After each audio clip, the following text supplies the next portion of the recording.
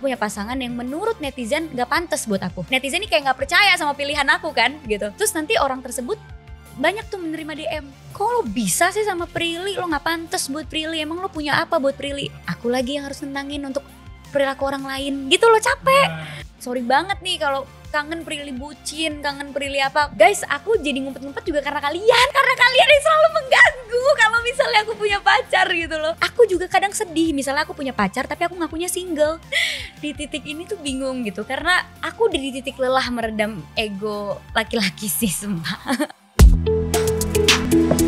Hai, ini gua Daniel, tetangga kamu. Di sini gua akan ngobrol dengan tetangga gua tentang perjalanan hidup mereka dari kacamata spiritual di saat mereka mengalami situasi tidak pasti dan kekhawatiran, sampai bisa kembali bangkit menjadi orang yang lebih kuat dari sebelumnya. It's gonna be very exclusive and inspiring. Masih ngobrol sama tetangga kita Prilly Latukonsina di sini di Daniel Tetangga Kamu. Dan guys, jika kalian hanya pengen mungkin ngedengerin versi audionya aja, well, you can listen to our podcast. Tinggal search aja Daniel Tetangga Kamu dan kita sudah available di semua digital platform podcast. Nah, gue yakin ketika kita mendengarkan sesuatu yang baik, otomatis pikiran kalian pun juga akan mengarah ke yang lebih baik. Dan gue berdoa untuk kalian para tetangga gue bisa menjadi pribadi yang lebih baik lagi setiap harinya. Alright, kita balik lagi ke tetangga kita Prilly.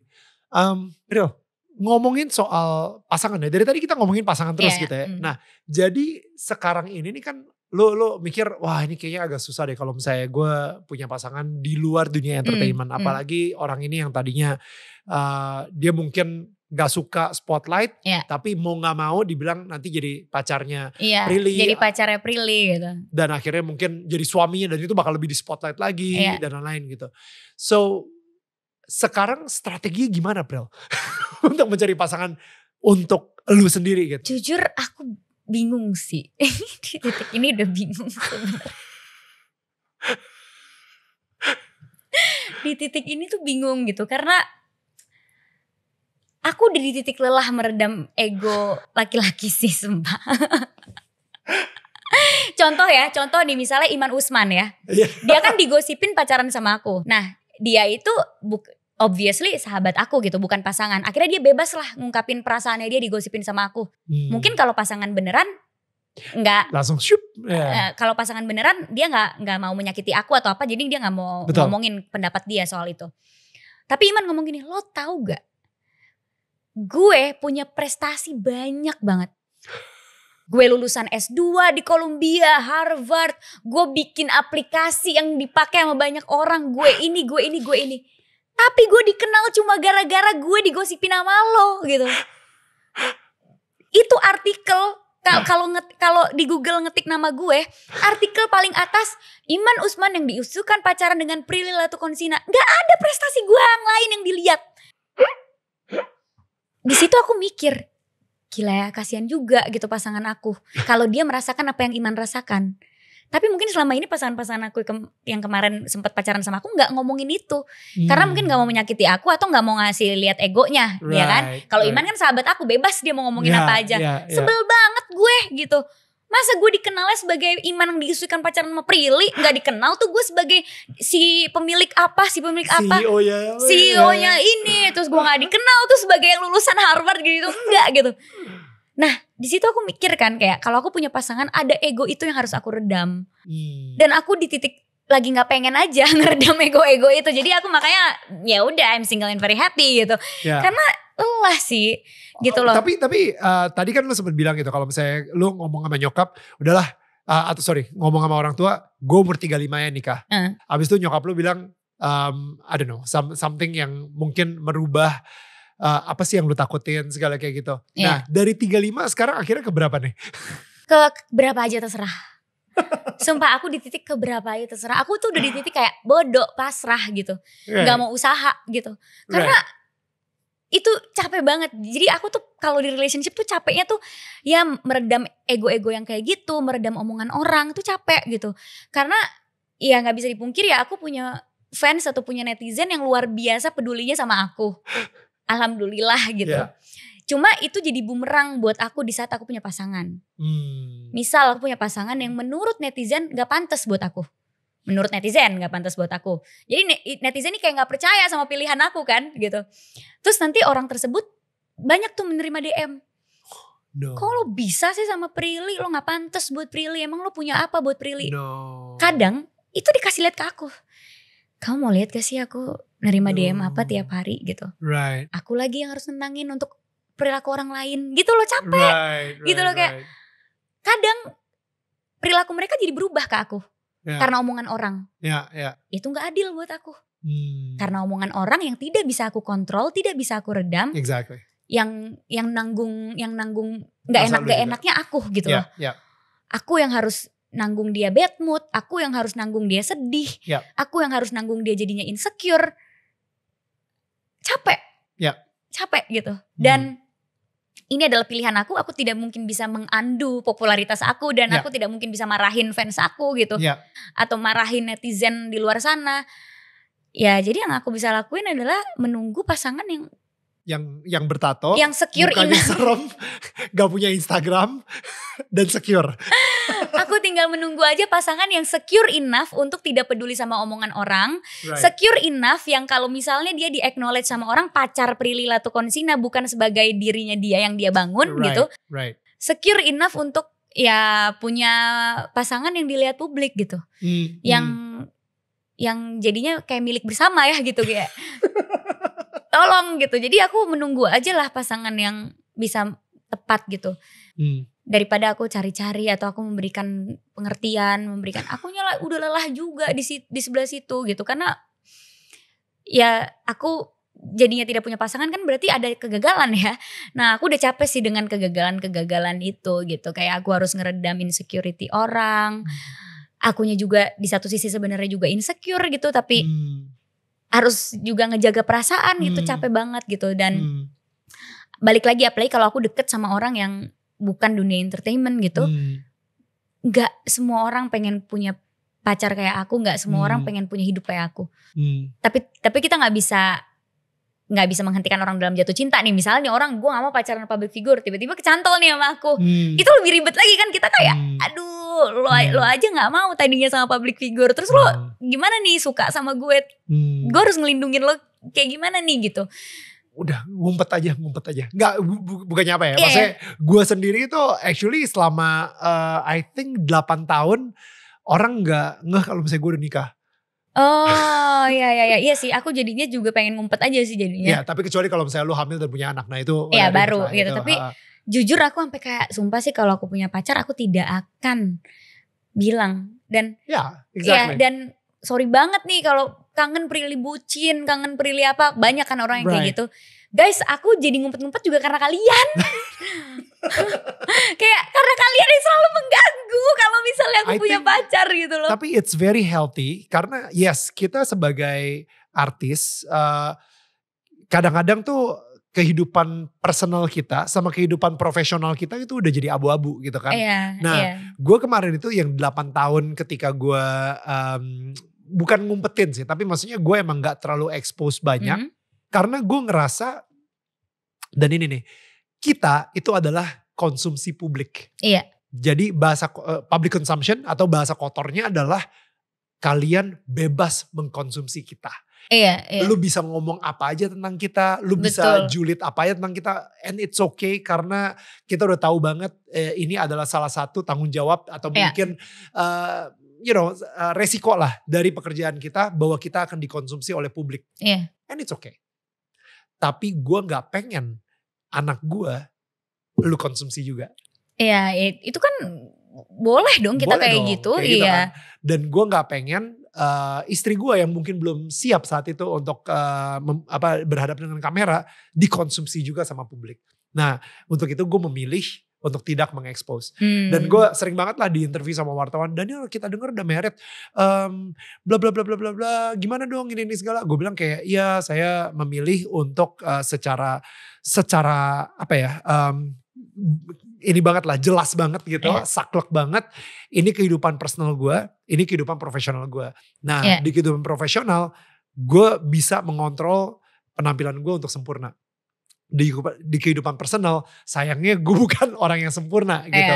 Jadi gue gak pengen terlalu nge-expose kehidupan personal gue. Dan begitu juga dengan siapapun pasangan yang gue punya dan lain-lain gitu.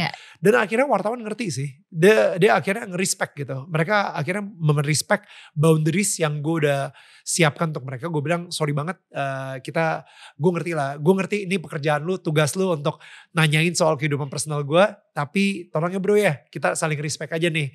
Gua itu juga, kayak gak bisa berlaku di aku sih. Beda ya? Karena aku gak ngerti ya, netizen atau wartawan tuh haus banget sama asmara aku gitu loh. Haus banget gitu loh. Gila, dimanapun yang ditanya tuh soal pasangan. Ya. Bahkan fans aku itu yang di titik kayak, Prilly pacarnya siapa ya sekarang gitu loh. Dia lagi deket sama siapa ya. Atau misalnya aku ngomong sesuatu, ini buat siapa ya gitu. Haus banget sama asmara aku ya, jujur netizen aku. Terima kasih atas kepeduliannya, aku sayang sama kalian gitu. Jadi yang bikin aku susahnya misalnya aku deket sama orang. Atau aku kinda have a thing sama orang gitu. Aku pengen menjaga perasaannya dengan aku bilang aku udah punya orang gitu. Tapi dengan aku bilang aku udah punya orang, nanti orang akan cari tahu, ujung-ujungnya ketahuan juga. Iya. Jadi tuh aku juga kadang sedih, misalnya aku punya pacar tapi aku ngakunya single. In order untuk protect dia gitu. Tapi di satu sisi ada perasaan dia juga yang kegores. Karena masa kita pacaran lu ngakunya single? Iya, ada perasaan dia yang kegores karena ya orang-orang taunya lo single. Jadi orang-orang juga bisa mendekati lo. Kapanpun lo bisa, cowok-cowok taunya lo gak ada pacar. Dia bisa ngajak lo makan, ngajak lo ini. Ya tapi di satu sisi kalau aku bilang aku punya pacar dan pacarnya tidak terekspos, orang akan cari tahu. Misalnya kita jalan ke mall, orang bisa candid. Aku datang ke nikahan atau kawinan, orang bisa foto gitu. Jadi itu tuh ruwet banget di aku gitu. Kayak gila sih, satu sisi aku pengen jaga perasaan dia dengan bilang ke semua orang, gue gak single ya, gue punya pacar ya. Tapi satu sisi cepat atau lambat akan ketahuan gitu. Aku gak ngerti gitu kenapa kisah cinta aku sebegitu diinginkannya gitu ya sama publik. Aku juga gak ngerti gitu.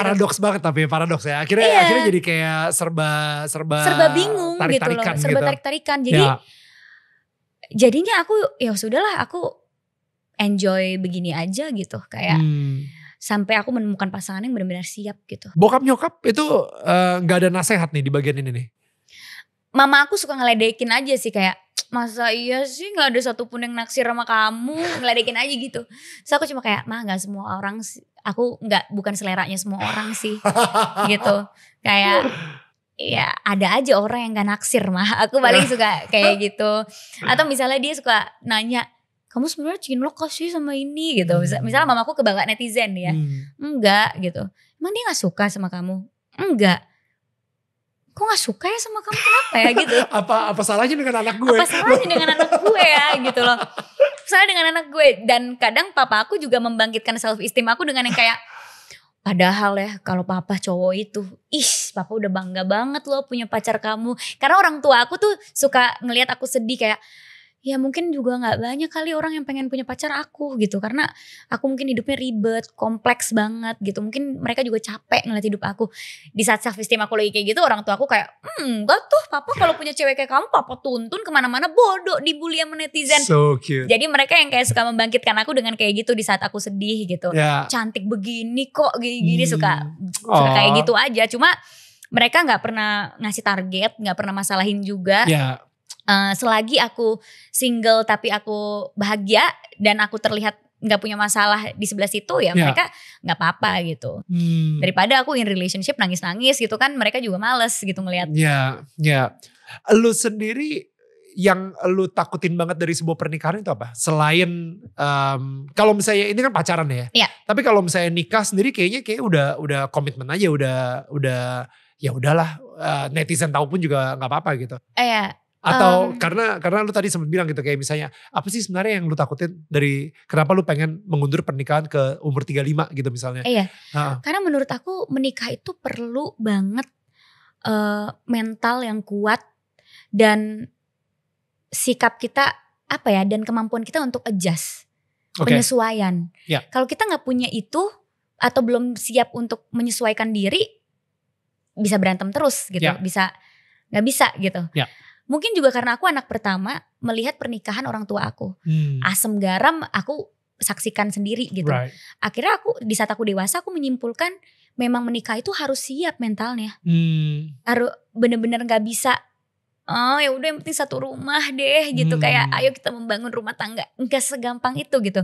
Harus menyatukan visi bagaimana mengatur keuangan. Menyatukan visi gimana kita punya anak, mau nyekolahin anak di mana. Right. Atau habit-habit yang kita gak suka tapi pasangan kita punya, kita harus bisa nyesuaiin diri. Ya. Gitu. Jadi itu kayak apa ya, menurut aku menikah tuh kayak kuliah seumur hidup. Ya. Karena setiap hari belajar. Ya. Kita mempelajari manusia. Manusia berubah tiap hari gitu. Pemikiran kita berkembang setiap saat. Jadi kita siap gak sih untuk mempelajari manusia seumur hidup kita gitu loh. Yes. Kita siap gak sih mempelajari satu orang ini seumur hidup kita gitu. Nah aku rasa belum saatnya aku di sebelah situ gitu loh. Ya tapi aku sambil belajar terus gitu kan. Sambil belajar untuk aku bisa menyesuaikan diri, meredam ego, mengelola emosi. Itu kan sesuatu hal yang kita butuhkan di saat menikah kan. Ya banget. Ya misalnya di saat kita menikah, pasangan kita punya kebiasaan atau punya standar hidup yang beda sama kita. Ya. Yang menurut kita itu salah. Tapi dia melakukan itu seumur hidup dia. Kita gak bisa nuntut dia untuk berubah. Dia dibesarkan dengan cara seperti itu. Right. Dia di lingkungan yang menganggap standar hidup itu normal gitu. Jadi kalau menurut kita itu salah, kita gak bisa. Aku gak suka ya kamu gini, aku gak mau. Gak bisa kan kayak gitu. Kita harus yang kayak meredam ego kita, meredam emosi kita untuk kayak oke, dia sudah dibesarkan seperti ini. Mari kita pelan-pelan merubahnya atau mari kita ketemu di tengah gitu. Itu tuh melelahkan sih buat aku. Jadi aku kayak belum siap untuk di situ. Kita bisa sayangin orang, tapi belum tentu kita bisa menerima rasa sayang orang. Wait. That was heavy. I don't need you, but I want you. Aku pernah bilang kayak gitu. Kadang juga aku kadang kayak gitu. Ngerasa cinta itu ancaman. Jadi gue bingung. I cannot receive it. Aku pergi aja kayak oh yaudah bye gitu. Itu udah overthinking dan udah kayak singkat banget ya. Dia kenapa ya? Oke, gue singkatin balik. Jadi aku gak pernah mau menikah supaya aku lebih bahagia. Aku bahagia juga kok sendiri.